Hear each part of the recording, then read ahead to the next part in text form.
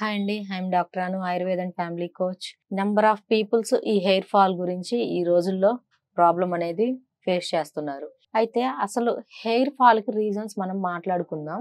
Hair fall అసలు మనకి జుట్టు ఎందుకు ఊడిపోతుంది అని మాట్లాడుకుందాం. సో, హెయిర్ ఎందుకు మనకి ఎక్కువగా రాలిపోతుంది? అసలు రీజన్స్ ఏంటి అని మాట్లాడుకుంటే ద ఫస్ట్ రీజన్ వచ్చేసి స్ట్రెస్. స్ట్రెస్ వల్ల హెయిర్ ఎందుకు ఊడిపోతది అని నన్ను అడుగుతారేమో.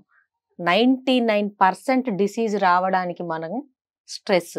సో, ఆ స్ట్రెస్ అనే ఆ ఒక్క దాన్ని మనం కంట్రోల్ చేసుకోగలిగితే మనకి ఆల్మోస్ట్ ఒక హెయిర్ ఫాలే గాదు, ఏ డిసీజ్ అయినా గూడా మనకి తగ్గిపోతుంది. రాకుండా గూడా మనం జాగ్రత్త పడొచ్చు. అయితే హెయిర్ ఫాల్ ఈ స్ట్రెస్ వల్ల ఎందుకు అవుతుంది అని మనం మాట్లాడుకుంటే, మనం స్ట్రెస్‌కి వెళ్ళామనుకోండి, స్ట్రెస్‌కి వెళ్ళిన టైంలో మనకి హార్మోన్స్ అనేవి ఓవర్‌గా రియాక్ట్ అవుతాయి. స్ట్రెస్ హార్మోన్స్ రిలీజ్ అవుతాయి. బ్యాడ్ బ్యాడ్ హార్మోన్స్ రిలీజ్ అవుతాయి. సో, అలా ఆ స్ట్రెస్ హార్మోన్స్ రిలీజ్ అయినప్పుడు ఏమవుతాయి అంటే, ఆ హార్మోనల్ సెల్స్ అన్నీ కూడా ఓవర్‌గా రియాక్ట్ అవుతాయి. అదే మేల్స్‌లో చూసుకుంటే మనకి టెస్టోస్టెరాన్ రిలీజ్ అవుతుంది. ఫీమేల్స్‌లో ఈస్ట్రోజన్ బాగా రిలీజ్ అవుతుంది.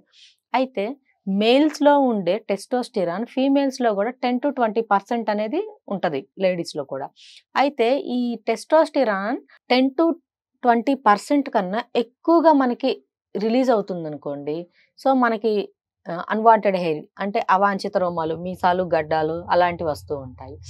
అండ్ దానితో పాటు స్ట్రెస్ ఎక్కువగా అయినప్పుడు ఏమవుతది అనంటే లేడీస్‌కి, సో, ఈ టెస్టోస్టెరాన్ ఓవర్‌గా మనకి రిలీజ్ అవ్వడం వల్ల హెయిర్ ఫాల్ అనేది అవుతుంది. అండ్ దానితో పాటు ఈ హార్మోనల్ సెల్స్ ఏవైతే ఉంటాయో మేల్స్‌లో గాని, ఫీమేల్స్‌లో గాని హెయిర్‌కి మనకి ఇక్కడ ఈ సెల్స్ ఉంటాయి గదా! ఆ సెల్స్ ఏవైతే ఉంటాయో ఈ హార్మోనల్ సెల్స్ ఇక్కడ కుదులు దగ్గర అడ్డుపడేసి ఈ ఉన్న హెయిర్ గూడా ఊడిపోయి అండ్ న్యూ హెయిర్ రాకుండా ఆ సెల్స్ అనేవి మనకి అడ్డుపడతాయి. సో, ఆ టైంలో ఏమవుద్ది అంటే జుట్టు మొత్తం ఊడిపోయి మనకి బట్టతల్లా రావడం, అక్కడ మళ్ళీ ఈ కొత్త హెయిర్ అనేది రాకుండా ఉండడం, ఇలాంటి ప్రాబ్లమ్స్ మనం ఫేస్ చేస్తాము. ఇది మెయిన్ రీజన్. ఇంకొకటొచ్చేసి ఫుడ్స్.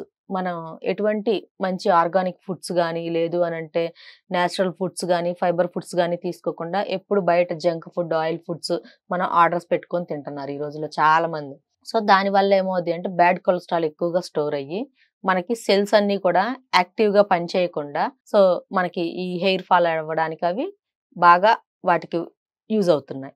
సో, అందుకని బయట జంక్ ఫుడ్, ఆయిల్ ఫుడ్స్ మనం మానేసేసి మంచి ఫుడ్ ఇంట్లోనే ప్రిపేర్ చేసుకొని నేచురల్ ఫుడ్స్ తింటే మనకి హార్మోన్స్ కరెక్ట్‌గా ఉంటాయి. అండ్ హార్మోనల్ సెల్స్ కూడా యాక్టివ్‌గా వర్క్ అవుతాయి. అండ్ హెయిర్ గూడా మనకి గ్రోత్ అవుతుంది. హెయిర్ ఫాల్ కూడా కంట్రోల్ అవుతుంది. ఇదొకటి.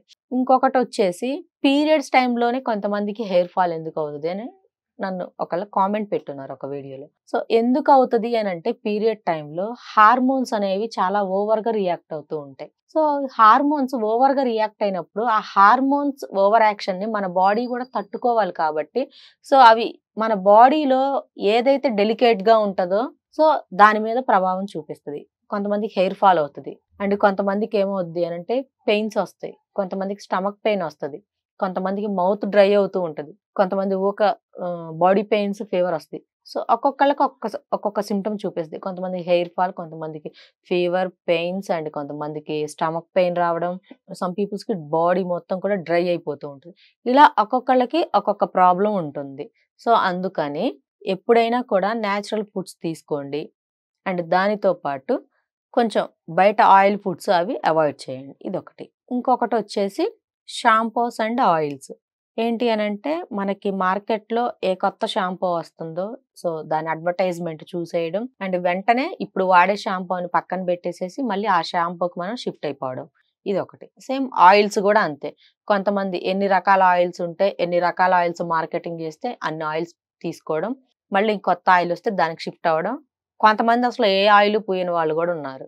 సో, వీటి వల్ల గూడా మనకి హెయిర్ ఫాల్ అవసరం. మన బాడీకి, స్కిన్‌కి తేమ ఎంత అవసరమో హెయిర్‌కి గూడా ఎప్పుడు తేమ అనేది ఉండాలి. అంటే అవి గుడ్ ఆయిల్స్ మనం అప్లై చేసుకోవాలి. అండ్ షాంపూస్ కూడా ఒక షాంపూ నుంచి ఇంకొక షాంపూకి మీరు షిఫ్ట్ అయినప్పుడు కూడా హెయిర్ ఫాల్ అయ్యే ఛాన్స్ అనేది ఉంటుంది.